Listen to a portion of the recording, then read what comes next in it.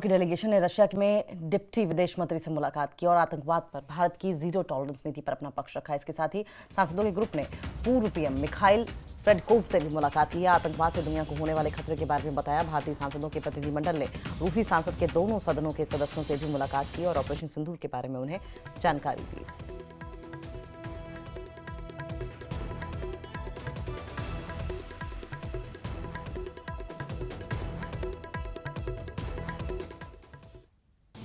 So today we've come to Russia with the message from the people of India, not just the government of India, that we hope and we expect the world today to support us in our fight against terrorism, against terror attacks against the innocent people of this world.